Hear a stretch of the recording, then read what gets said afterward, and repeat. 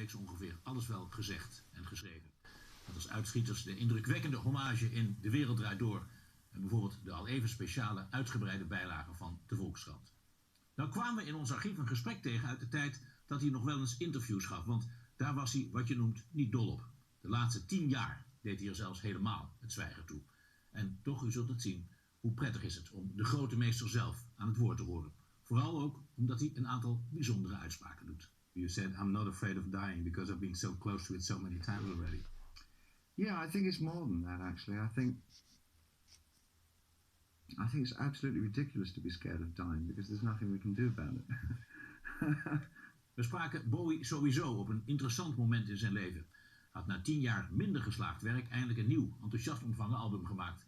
Een paar maanden tevoren had hij nog het Onze Vader gebeden tijdens de tribute to Freddie Mercury, de eind 1991 overleden zanger van Queen. En het allerbelangrijkste, hij was net in Italië getrouwd met het Somalische fotomodel Iman. Op dat album dat hij net gemaakt had met de titel Black Tie White Noise stonden nummers die hij speciaal voor die bewuste dag had geschreven en die dus te maken hadden met die kerkelijke inzegening van het huwelijk een paar weken daarvoor. One of them is an instrumental version of the piece used in the church, and the other two I added the lyrics to subsequently afterwards. And they didn't have drums or bass when we did them in the church. No, they were just... even not in Italy? No, even not in Italy. No, they were very, very serene, pastoral keyboard pieces. This is different.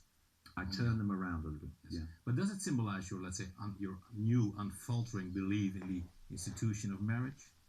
I'm not sure if it's the institution of marriage that I believe in. I believe in the unfaltering, steady companionship of a relationship. I think I'm happier with that. Let's Dance was Bowie's grootste hit.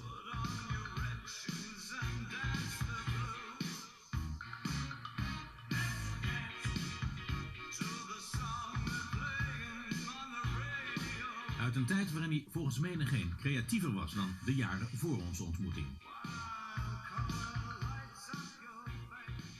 Can one say that you're back working at, let's say, your former level?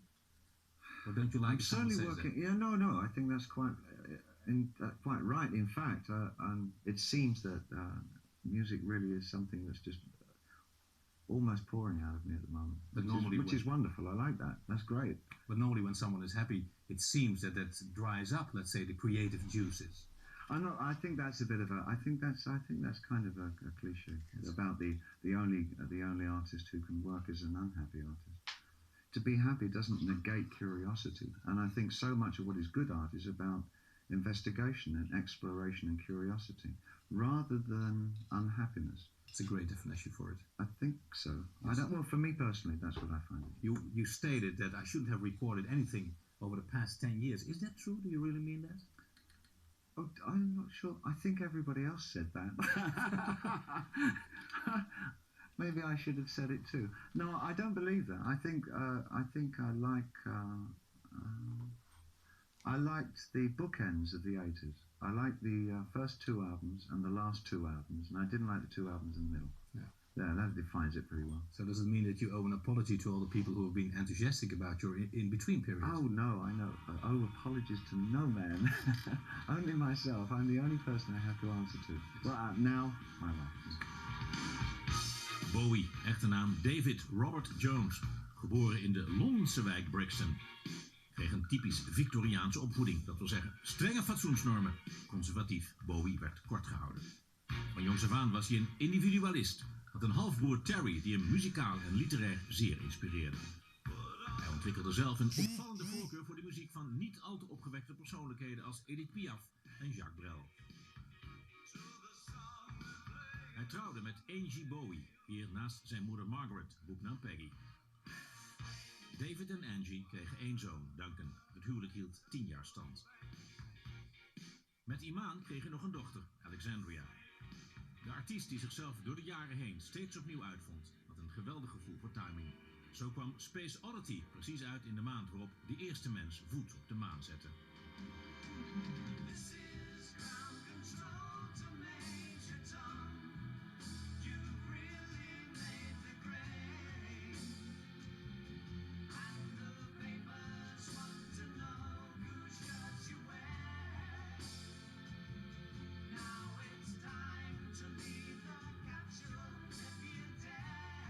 En toch, door de jaren heen, bleef hij twijfelen of wat hij maakte de toets der kritiek wel kon doorstaan. I don't know if I'm a good writer yet. I think at times I'm good. I think at times I'm very bad. I hope more good than bad. Yes. So I don't know. I don't think any artist can really assess his own career at all. No. Not at all. But I think he can assess it in terms of his own personal fulfillment. And for me as a writer, I think I've had the most fulfilling life, is that I've always been able to... there have never really been that many periods when I've been dry of something that I want to work on. I've always felt like working. I've always had a real buoyant enthusiasm for what I do, and I think that's a real gift. I mean, that's the greatest gift to be given, is an enthusiasm for what you've chosen to be your career. And when that starts to deplete itself, and when there's nothing left, I think that's probably sad to know how to replace that enthusiasm in one's life. Fortunately, I haven't got to that point. Yeah, it's a strange thing, because weren't there a lot of Victorian elements in your upbringing, for example, which means keep your mouth shut and don't express yourself? Yeah, absolutely. It's produced the school of British art. Yes. That's why I think it's. I think probably that's why British art has always worked on a smaller level. Why it doesn't have, in a way, an international reputation, quite like many other countries, is that there is this idiosyncratic closing up of expression and emotion. And when we do break out emotionally. We go bizarre crazy. Yes, but was that one of the reasons why you just wanted to express yourself? Because normally a Victorian upbringing makes one a shy person. Ooh, do you think so? I think a lot. I think in a lot of cases. I think quite as often the reverse case happens, where a very sort of straight-laced type Victorian upbringing produces the most rebellious offspring. I think. Well, I wanted to be a painter more than anything else in the world when I was young, other than being involved in rock. It was one of the two, and from a purely financial point of view, I found that I could get work as a musician faster than I could get work as a painter. Yes. So I think painting was probably very lucky that they lost me. But who inspired your individualism in that period of time? Was it your half-brother, for example? Because someone must have encouraged you in that direction. I think he went to a certain extent. There was a lot of things that he was doing and reading and listening to that really inspired me. A love of jazz and a love of the modern American poets and writers. And I think that was terribly important for, at such a young age, 8 or 9, to have that kind of influence. Role models didn't play an awfully important part, though. I mean, I was very quick to find that the need was in me and not trying to ape somebody else, not trying to be somebody else that I'd seen. You know.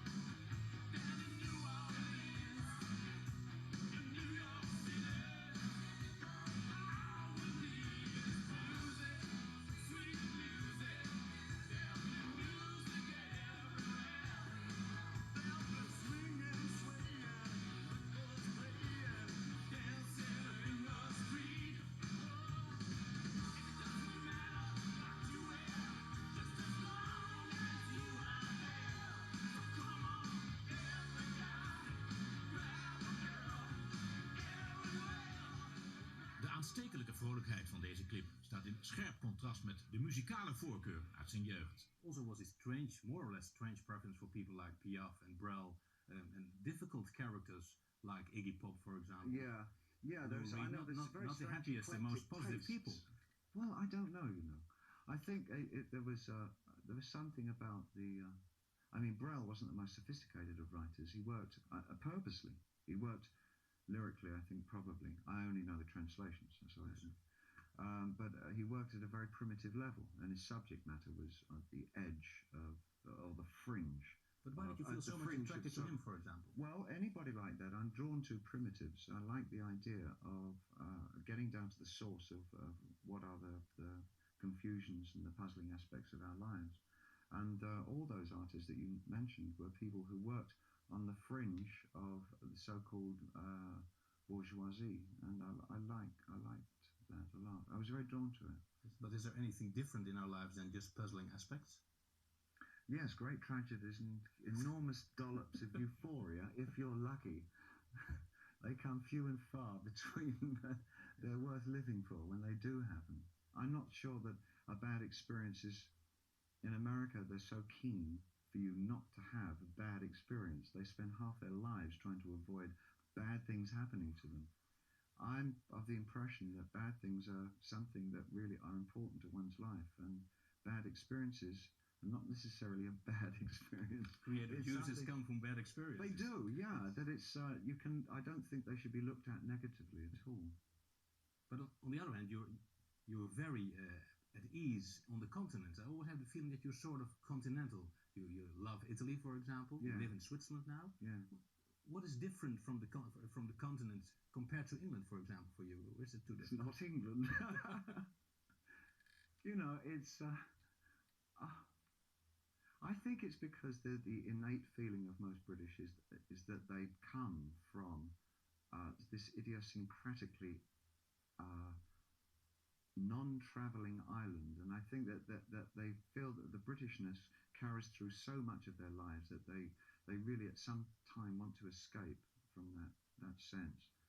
We always make a return at some point, though. I suspect one day it'll happen to me. I mean, it doesn't mean that I have a disparaging or derogatory feeling about Britain at all. I love it very dearly. But it's an awfully big world, and I think one wants to sort of see as much of it as possible. Bowie stond midden in de maatschappij, maar dat hij een zo duidelijk standpunt innam als in de titelsong van zijn album Black Tie White Noise uit begin jaren 90, dat is een grote uitzondering. Het ging over de rassenrellen in Los Angeles van een jaar daarvoor en over integratie. Actueler kan al niet.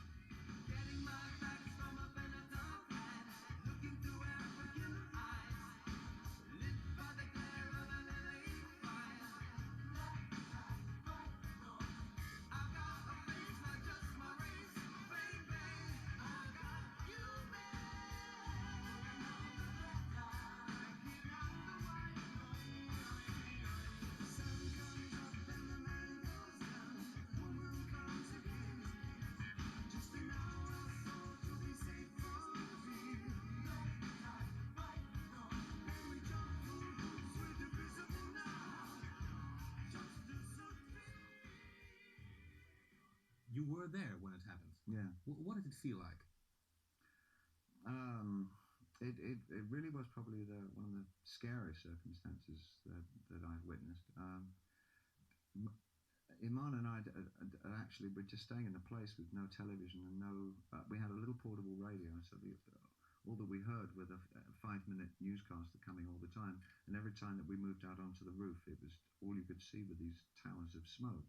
It was just a very scary feeling. I think the overwhelming feeling was one of a kind of a prison riot. The feeling that inmates wanted to not be contained anymore. You know, I mean, what it did do was bring, obviously, to the surface the dreadful domestic problems that America has. Because there's a sort of a message in this song now, which is quite unusual for you. It is, and I'm not awfully good at doing it. So, I mean, I was reluctant to... I mean, it took me a long time before I really had the real motivation to actually put it down onto record, because it's not a way of working that I'm particularly known for or very good at. Yeah. But I just felt I should try. But what exactly is the message? That I think that we have to look past the oncoming violence, which of course there will be a lot more. That there has to be a point where we must accept, firstly, equality, and then what will happen after that is integration. But integration isn't going to come automatically at all. Mm-hmm. And it's going to be really quite uncomfortable circumstances for everybody over the next while. Bowie, man met de 1000 gezichten. Popidool en stijlicoon, met vanaf zijn 15e die andere kleur in zijn linkeroog. Beschadigd na een vechtpartij met een vriend, die niettemin altijd zijn vriend gebleven is. The one who is the reason for the fact that you have two different colors in your eyes, is still your friend. Yes, very much so. Yes. So one can hit you in the face and still remain And still your be friend. my friend. Yeah, I'm that kind of guy.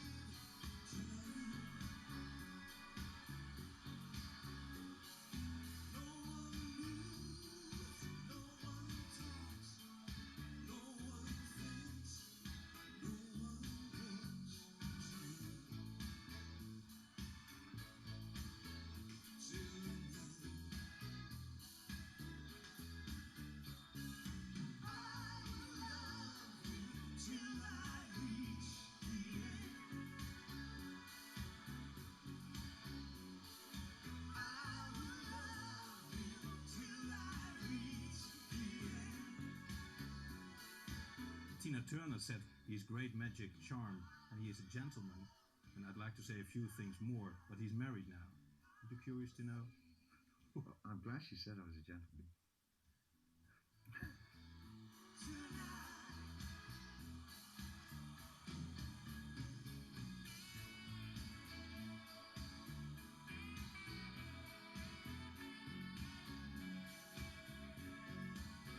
Bowie, huizen had hij overal. Londen, New York, Zwitserland en dit verrukkelijke pand op het eiland Mystique in de Caribbean.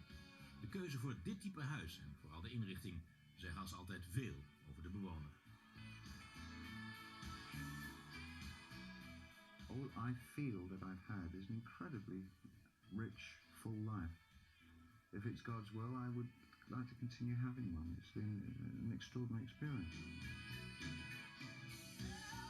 Een aantal jaren wijdde hij zich volledig aan zijn gezin.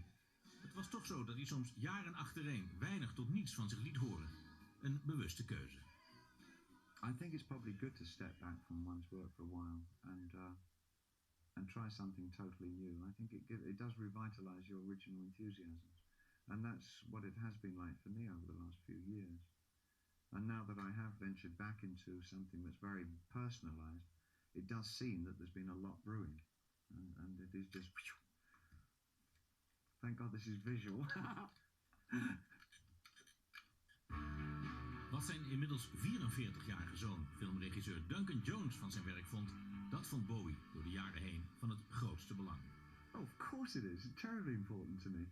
I mean, I guess you want the ones closest to oneself. I mean, they're the ones you really want to sort of like what one's doing, you know? Yes. And I think that it doesn't matter if 100,000 people like something and that one's son or wife or best friend says, oh, that was rubbish. I think it's the most demoralizing thing in the world, you know?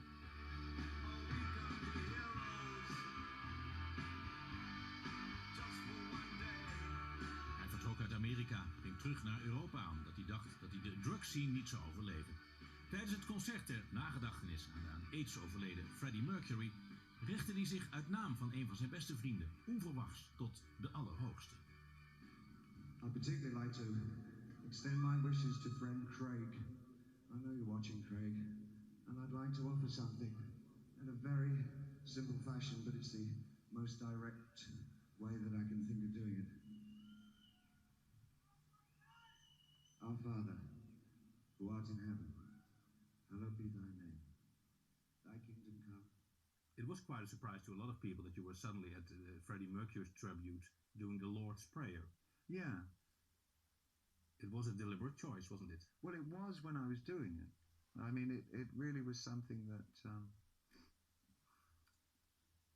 I had a friend at the time, a friend of myself, my assistant, was just slipping in and out of a coma and was dying of AIDS. And it really was for him more than anybody else. And as these things happen in life and death, unfortunately he died about 36 hours after the show.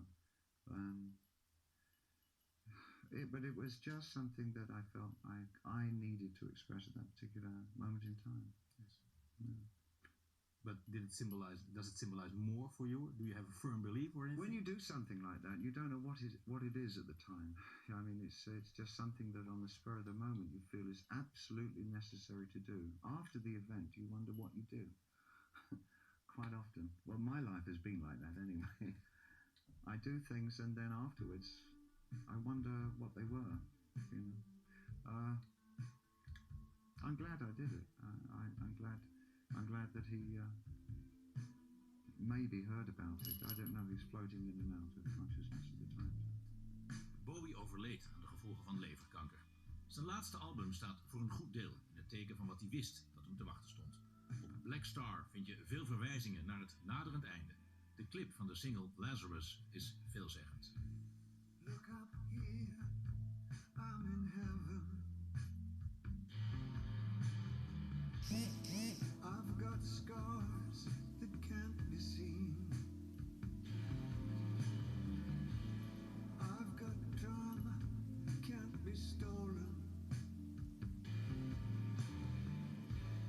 Everybody knows me now. You said, I'm not afraid of dying because I've been so close to it so many times already. Yeah, I think it's more than that, actually. I think it's absolutely ridiculous to be scared of dying because there's nothing we can do about it. That's the easiest reason for it I've ever heard. It's the one given. Yes. And I think if you can let go of that fear and just sort of, hey, we're going to die, it's much easier to live the rest of one's life sort of more fully. Otherwise, you go under this, you feel as though you're under penalty of death, which is known. You are. So you just the easier that you can accept that fact makes the rest of one's life a lot easier to enjoy.